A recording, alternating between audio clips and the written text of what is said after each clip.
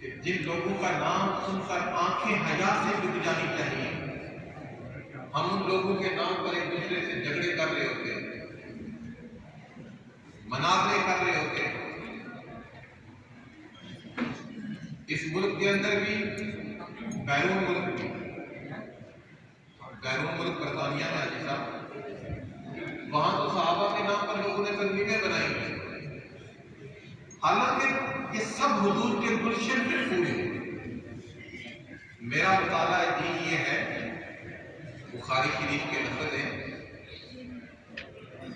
کتاب الحدود، صحیح بخاری کی حدیث پاک ہے، کتاب الحدود، حضور دراز گوش پر بیٹھے ہوئے تھے۔ دراز گوش گدھے کو کہتے ہیں۔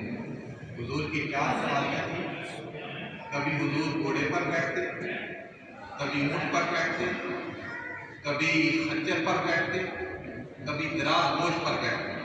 یہ سواری کیا کرتے ہیں، مختلف سواریوں پر حضور جلوہ گر ہوتے تاکہ امت کے لیے ایک نمونہ بن جائے۔ امیر اگر کوئی لینڈ کروزر پر جا رہا ہے تو وہ حضور کے گھوڑے کی سواری دیکھتے، کسی کو اگر سائیکل میسر ہے تو وہ حضور کے دراز گوش کی سواری دیکھتے۔ یہ حکمتیں تھیں تو حضور ایک دراز گوش پر بیٹھے ہوئے۔ عبداللہ ابن رواحہ صحابی رسول، اور یہ حضرت حسان سے بڑے شاعر تھے۔ عبداللہ ابن رواحہ حسان سے بڑے شاعر تھے۔ فرق یہ تھا کہ حسان منبر پر پڑھتے تھے، اس کو پاپولیرٹی ملی، ورنہ عبداللہ ابن رواحہ فی البدی شعر کہا کرتے تھے۔ ان کا ایک شعر ہے، ارانا الخدا بعد العما قلوبنا بہی موقنات انما قال واقع۔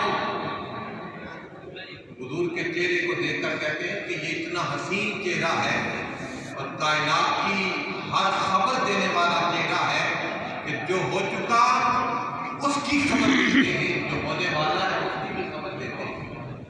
عبداللہ بن رواحہ نے سواری کی نہار کو تھاما ہوا تھا، سواری کی لگام کو تھاما ہوا تھا، جا رہے تھے تو آگے منافقین کا سردار عبداللہ بن ابی بن ابی سلول وہ بیٹھا ہوا تھا۔ اس نے حضور کو جب دیکھا تو کہا، آذانی متن حماری، مجھے آپ کے گلے کی خوشبو آ رہی ہے۔ رسول اللہ کے سواری کی تنقید کی کہ مجھے اس سے سمجھ آ رہی ہے، بدبو آ رہی ہے۔ عبداللہ بن رواحہ نے اپنی لگام کو چھوڑا اور تلوار نکالی اور کہا، واللہ لبول حمار رسول اللہ اطیب ریحا منک۔